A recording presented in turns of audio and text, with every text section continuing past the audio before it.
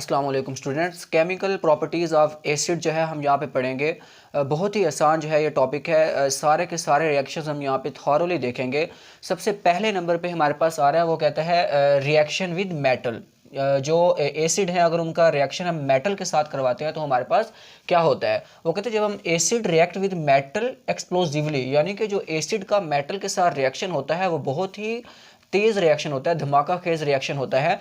अब इसमें मेटल जैसे सोडियम, पोटाशियम, कैल्शियम, इनका जब हम रिएक्शन करवाते हैं एसिड के साथ तो बहुत तेज़ी से जो है वो क्या होता है, रिएक्शन होता है। लेकिन जो डाइल्यूट एसिड है, डाइल्यूट एसिड यानी कि जो हमारे पास कंसनट्रेटेड ना हो, जो वो क्या करते हैं, मॉडरेटली रिएक्ट करते हैं, जैसे कि मैग्नीशियम, जिंक और आयरन। और जो है जब भी एसिड जो है मेटल के साथ रिएक्शन करते हैं तो हाइड्रोजन गैस जो है वो क्या होती है, इवॉल्व होती है। हम यहाँ पे रिएक्शन देखते हैं। वो कहता है जब हम जिंक का रिएक्शन H2SO4 के साथ करवाते हैं तो जिंक जो है वो SO4 के साथ मिलकर क्या बना देता है, ZnSO4 बना देता है। पीछे हमारे पास क्या बचा है, हाइड्रोजन। तो ये हाइड्रोजन गैस जो है ये क्या होती है, बहुत तेज़ी से यहाँ पे खारिज हो रही होती है। और कहते हैं जब हम मैग्नीशियम का रिएक्शन HCl के साथ करवाते हैं तो मैग्नीशियम जो है वो Cl के साथ मिलकर क्या बना देता है, MgCl2। अब एक मैग्नीशियम दो Cl के साथ अटैच हो रहा होता है। यहाँ पे हमारे पास एक Cl है तो पीछे हम क्या क्या लगा देंगे, यहाँ पे 2 मोल लगा देंगे। 2 मोल का मतलब क्या है, यहाँ पे हाइड्रोजन भी 2 है, Cl भी यहाँ पे 2 आ रहे हैं। अच्छा, तो अब जो हमारे पास हाइड्रोजन है वो क्या हो जाएगी, यहाँ पे H2 की फॉर्म में जो है वो क्या हो जाएगी, खारिज हो जाएगी। ठीक है, वो ये बहुत तेज़ी से जो है हमारे पास क्या हो रहा होता है, रिएक्शन हो रहा होता है। उसके बाद हमारे पास दूसरे नंबर पे आ रहा है reaction with carbonates and bicarbonate. ठीक है, जब हम रिएक्शन करवाते हैं एसिड का कार्बोनेट और बाइकार्बोनेट के साथ तो हमारे पास क्या बनता है। सबसे पहले हमें पता हो कार्बोनेट्स क्या होते हैं। कार्बोनेट्स वो कहते हैं CO3-2। ठीक है, कार्बोनेट हमारे पास क्या होता है, CO3-2।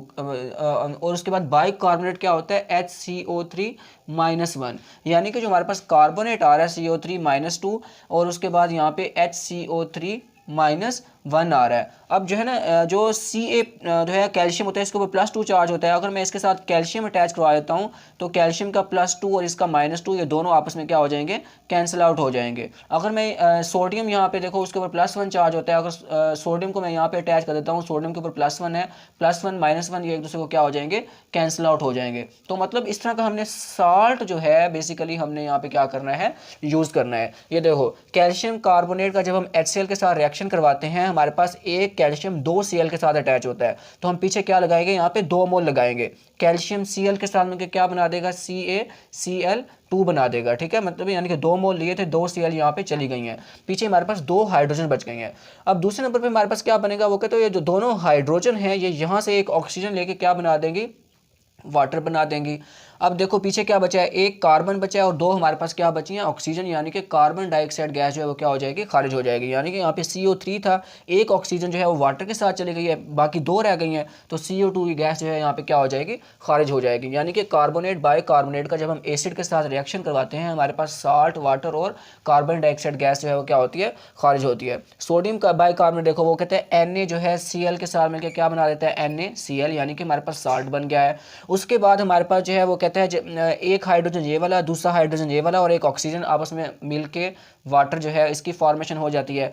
प्लस हमारे पास देखो एक कार्बन है और 2 ऑक्सीजन पीछे बच गई हैं तो कार्बन डाइऑक्साइड गैस जो है यहाँ पे क्या हो जाएगी, खारिज हो जाएगी। ठीक है, उसके बाद तीसरे नंबर पे रिएक्शन विद बेसिस, यानी कि जब हम acid react with base to form salt and water, this is called neutralisation reaction. यानी कि जब हम एसिड का रिएक्शन बेस के साथ करवाते हैं हमारे पास साल्ट और वाटर बन रहे होते हैं, this reaction is also called neutralisation reaction. जैसे HCl आ रहा है, एसिड है NaOH, Na जो है Cl के साथ मिलकर क्या बना देगा, NaCl बना देगा। OH H के साथ मिलकर क्या बना देगा, H2O बना देगा। ठीक है, यानी कि देखो एसिड बेस के साथ ऐड करके क्या बना रहा है, साल्ट और पानी।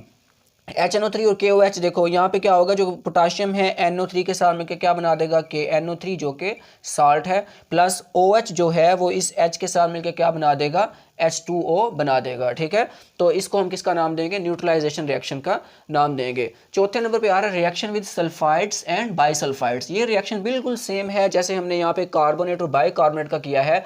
फ़र्क ये है यहाँ पे जहाँ पे कार्बन आ रहा था वहाँ पे हम यहाँ पे क्या लगा देंगे, S लगा देंगे। यानी कि सल्फाइड में हमारे पास SO3-2 होता है, कार्बोनेट में देखो CO3-2 आ रहा है, बाइसल्फाइड में HSO3 -1 होता है, और बाई कार्बोनेट में HCO3 यानी कि जहाँ C आ रहा है वहाँ पे हमने क्या लगा देना है, S लगा देना है।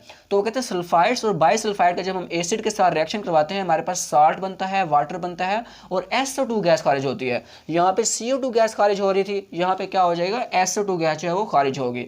तो अब देखो यहाँ पे हमारे पास एक कैल्शियम 2 Cl के साथ अटैच होता है, यहाँ पे एक Cl है तो मैं पीछे 2 मोल लगा दूंगा, CaCl के साथ मिलकर क्या बना देगा, CaCl2 बना देगा, प्लस हमारे पास यहाँ पे जो 2 हाइड्रोजन है यहाँ से एक ऑक्सीजन के साथ मिलकर क्या बना देंगी, वाटर बना देंगी। पीछे क्या बचा है, एक सल्फर और यहाँ पे 3 ऑक्सीजन थी, एक ऑक्सीजन जो है वो वाटर के साथ चली गई है, बाकी 2 रह गई हैं, तो SO2 गैस जो है यहाँ पे क्या हो जाएगी, खारिज हो जाएगी। यहाँ पे क्या होगा, NaCl के साथ मिलकर क्या बना देगा, NaCl यानी कि साल्ट बना देगा, प्लस एक हाइड्रोजन ये वाली, दूसरी हाइड्रोजन ये वाली और एक ऑक्सीजन यहाँ से, ये आपस में कंबाइन होके क्या बना देंगे, वाटर बना देंगे, और SO2 गैस यहाँ पे भी क्या हो जाएगी, खारिज हो जाएगी। यानी कि SO3 था, 3 यहाँ पे ऑक्सीजन थे, एक ऑक्सीजन वाटर के साथ चली गई है, पीछे 2 रह गए हैं, तो SO2 गैस यहाँ पे क्या हो जाएगी, खारिज हो जाएगी। उसके बाद रिएक्शन विद सल्फाइड्स, ये सल्फाइड्स था, यहाँ पे T के साथ इसको शो कर रहे हैं, ये हमारे पास D आ रहा है। सल्फाइड बेसिकली हमारे पास क्या होते हैं, S-2 की फॉर्म में जो सल्फर होती है उसको हम किसका नाम देते हैं, सल्फाइड का नाम देते हैं। अब देखो वो कहते हैं acid react with metal sulphide to liberate hydrogen sulphide H2S gas. अब सल्फाइड देखो Fe के ऊपर +2 चार्ज होता है और S के ऊपर -2, जब ये आपस में कंबाइन होते हैं FeS की फॉर्म में तो इनका जो हमारे पास चार्ज होता है ये क्या हो जाएगा, खत्म हो जाएगा। तो FeS को जब हम एसिड के साथ रिएक्शन करवाते हैं H2SO4 के साथ, तो FeSO4 के साथ मिलकर क्या बना देगा, एक साल्ट बना देगा FeSO4, प्लस हमारे पास H2 दो हाइड्रोजन है वो S के साथ मिलकर क्या बना देगा, H2S गैस जो है वो यहाँ पे क्या हो जाएगी, खारिज हो जाएगी। ठीक है, तो ये इसकी क्या है, केमिकल प्रॉपर्टीज़ हैं, ये जो है आपने अच्छे से इसको करना है।